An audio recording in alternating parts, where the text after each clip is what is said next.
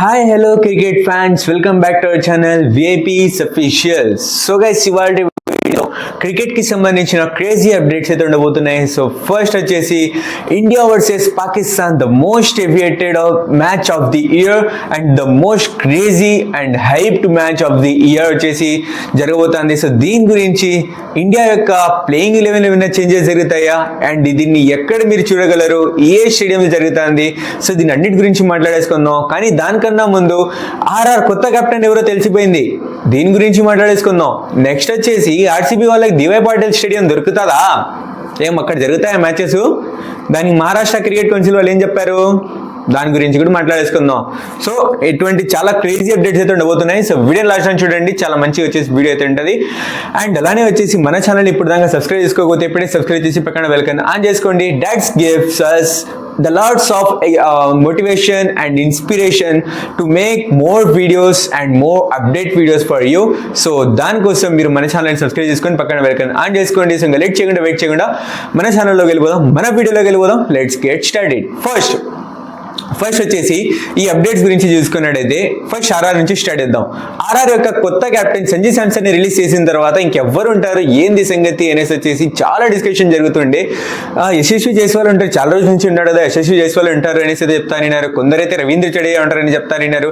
So వీళ్ళందరినీ పక్కన పెడుతూ సో కొత్త కెప్టెన్ ని తీసుకొచ్చేసారు ఆర్ఆర్ వాళ్ళు, అదే రియాన్ పరాగ్. సో రియాన్ పరాగ్ వచ్చేసి ఎవ్వరు ఎక్స్పెక్ట్ చేయలేని రకంగా వచ్చేసి రియాన్ పరాగ్ ని సడన్ గా వచ్చేసి తీసుకొచ్చి కెప్టెన్ అయితే చేశారు, the vice captain of this team in the last year. So last year లో వైస్ కెప్టెన్ గా ఉన్నాడు. సో కొన్ని మ్యాచెస్ పార్ట్ టైం కెప్టెన్ గా కూడా ఇతను వచ్చేసి చేస్తున్నాడు. సో అతనికి వచ్చేసి ఇప్పుడు రాజస్థాన్ రాయల్స్ అఫీషియల్ కెప్టెన్ అయితే చేశారు.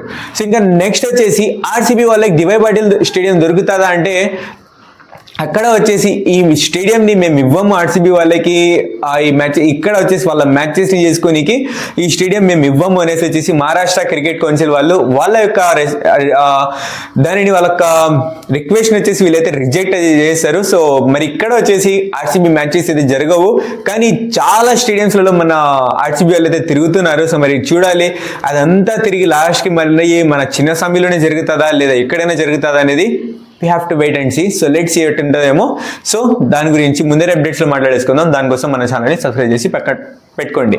సో ఇంకా లేట్ చేయకుండా ఇంకా నెక్స్ట్ వచ్చేసి the most awaited point of this video and the most hyped of this year, అదే ఇండియా వర్సెస్ పాకిస్తాన్. సో ఈ మ్యాచ్ కోసం, ఈ మ్యాచ్ కన్నా ముందరే, ఈ టూర్నమెంట్ స్టార్ట్ అవ్వకన్నా ముందే ఎన్నో గొడవలు జరిగినాయి, ఎన్నో టాక్స్ ఎన్నో వచ్చినాయి, ఎన్నెన్నో జరిగినాయి. పాకిస్తాన్ వాళ్ళ డ్రామా ఎంతనో చూసాం మేము.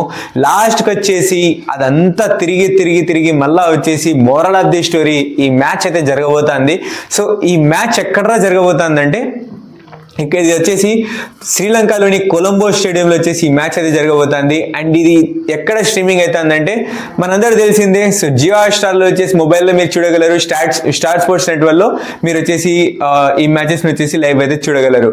సో ఇంకా నెక్స్ట్ వచ్చేసి కొలంబో స్టేడియం యొక్క పిచ్ రిపోర్ట్ చూసుకున్నట్టయితే ఇక్కడ ఈ పిచ్ వచ్చేసి స్లో పిచ్. సో ఇక్కడ పెద్ద స్కోర్స్ ఏం రావు, యావరేజ్ స్కోరే 145 నుండి 152 మధ్యలో అయితే ఉంది.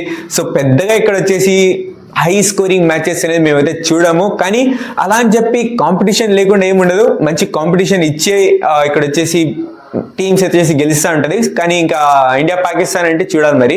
సో ఇంకా నెక్స్ట్ వచ్చేసి ఈ ట్రాక్ బౌలింగ్ ఎవరికి సూట్ అవుతుంది అంటే ఇది వచ్చేసి స్పిన్ బౌలర్స్కి వచ్చేసి మంచిగా వచ్చేసి ఇది హెల్ప్ అవుతుంది. ఫాస్ట్ బౌలర్స్కి అంతగా ఏం అవ్వదు, ఫస్ట్లో ఏమైనా అవ్వచ్చేమో కానీ మరి పెద్దగా ఫాస్ట్ బౌలర్స్కి ఏం హెల్ప్ అవ్వదు. స్పిన్నర్స్ కంటూ పండగే, ఇక్కడ మాత్రం పండగే ఉంటుంది ఇంకా స్పిన్నర్స్కి.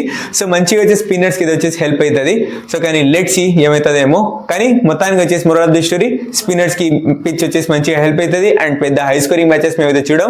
అండ్ చేస్ చేసిన టీం ఇక్కడ ఎక్కువ శాతం గెలిచింది అండ్ ఎక్కువ మ్యాచెస్ గెలిచింది కాబట్టి సో మేబీ ఏ టీం వచ్చేసి టాస్ గెలుస్తారో ఆ టీం ఇక్కడ వచ్చేసి చేసింగ్ వచ్చేసి వెళ్ళే అవకాశం ఉంది. సో మరి లెట్స్ ఏమవుతుందేమో. సో మరి మన సూర్యభావ్ ఏం చేస్తారేమో చూద్దాం. సో ఇంకా నెక్స్ట్ వచ్చేసి ఇప్పుడు టీమిండియా ప్లేయింగ్ 11 ఏమైనా చేంజెస్ జరుగుతుందా అంటే ఇక్కడ వచ్చేసి ఇప్పుడు దాకా వస్తున్న అప్డేట్ ప్రకారంగా ఇప్పుడు దాకా రిపోర్ట్స్ ప్రకారంగా చూసుకున్నట్టయితే అభిషేక్ శర్మ ఆడే అవకాశం ఉంది అనేసి వచ్చేసి ఇప్పుడైతే తెలుస్తుంది. ఎందుకంటే మ్యాచ్ తర్వాత ఇషాన్ కిషన్ కూడా చెప్పినాడు, సో ఆడొచ్చు అతను వచ్చేసి ప్రాక్టీస్ చేస్తూ కనబడ్డాడు అనేసి. సో మరి లెట్స్ ఏమవుతుందేమో, కానీ ఆడే అవకాశం ఉంది, కానీ కన్ఫామ్ కాదు, ఆడే అవకాశం ఉంది. ఆడినాడంటే ఇంకా పాకిస్తాన్ వాళ్ళకి కూర్చోబోతానే. సో పాకిస్తాన్ వాళ్ళంటూ నోరు మూసుకొని ఈ మ్యాచ్ నుంచి వెళ్ళిపోవాల్సిందే, ఇంకా తప్పదు వాళ్ళకి. సో ఇక్కడ వచ్చేసి అభిషేక్ శర్మ ఆడే అవకాశం ఉంది. సో ఇక్కడ ఈ రకంగా చూసుకుంటే 2 ప్లేయింగ్ 11 కాంబినేషన్స్ వచ్చేసి నేను వచ్చేసి చేయబోతున్నా. ఒకటి వచ్చేసి విత్ అభిషేక్ శర్మ చేయబోతున్నా, ఒకటి వచ్చేసి వితౌట్ అభిషేక్ శర్మ చేయబోతున్నా. సో అందులో ఫస్ట్ వచ్చేసి విత్ అభిషేక్ శర్మ ప్లేయింగ్ 11 చూసుకున్నాం. ఫస్ట్ అభిషేక్ శర్మ సంజయ్ శాంసన్ ఓపెన్ చేస్తారు. నెక్స్ట్ నెంబర్ 3లో Ishan Kishan, number 4 Suryakumar Yadav, number 5 Hardik Pandya, number 6 వచ్చేసి Shivam Dube, number 7 Axar Patel, number 8 Kuldeep Yadav, number 9 మన వరుణ్ చక్రవర్తి, 10 జస్ప్రీత్ బుమ్రా, 11 హర్షదీప్ సింగ్. సో ఈ రకంగా ఉంది. సో అలా లేకుండా ఇంకా నెక్స్ట్ మరొక ప్లేయింగ్ 11 ఏంద్రా అంటే without Abhishek Sharma team India playing 11 Sanjay Samson, Ishan Kishan open చేస్తారు. Number 3 Suryakumar Yadav, number 4 Hardik Pandya, number 5 Rinku Singh, number 6 Shivam Dube, number 7 Axar Patel, number 8 Varun Chakravarthy, number 9 Kuldeep Yadav, number 10 Jasprit Bumrah, number 11 Harshdeep Singh. ఈ రకంగా ప్లేయింగ్ 11 అయితే ఉంటుంది. సో ఇక్కడ వచ్చేసి ఒకవేళ అభిషేక్ శర్మ వస్తే మన రింకు సింగ్ కూడా కంటిన్యూ అవుతాడు, లేదంటే ఇక్కడ వచ్చేసి రింకు సింగ్ డ్రాప్ అవ్వాల్సి వస్తుంది. సో లేదంటే అలా కూడా కాదంటే సంజయ్ శాంసన్ ని డ్రాప్ చేసి ఇషాన్ కిషన్ తోటి వెళ్ళొచ్చు. సో లెట్స్ సీ ఎట్టుంటుందేమో. కానీ అఫ్ కోర్స్ కొందరికి ఒక డౌట్ ఉంటుంది, అదేదో క్లియర్ చేస్తాను.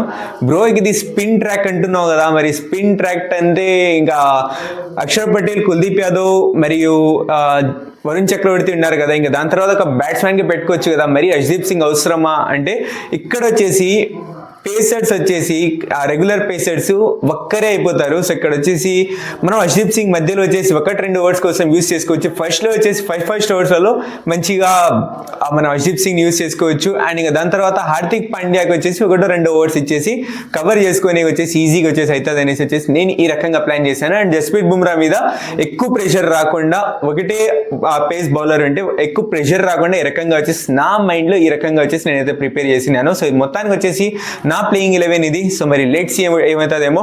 So that's it guys video. ఈ వీడియో కనుక మీరు ఇష్టం లైక్ చేయండి, షేర్ చేయండి ఫ్రెండ్ 5 నెంబర్స్. సో అండ్ ఇప్పటిదాకా మీరు మన ఛానల్ని సబ్స్క్రైబ్ చేసుకోకపోతే ఇప్పుడే సబ్స్క్రైబ్ చేసి పక్కన వెల్కమ్ ఆన్ చేసుకోండి.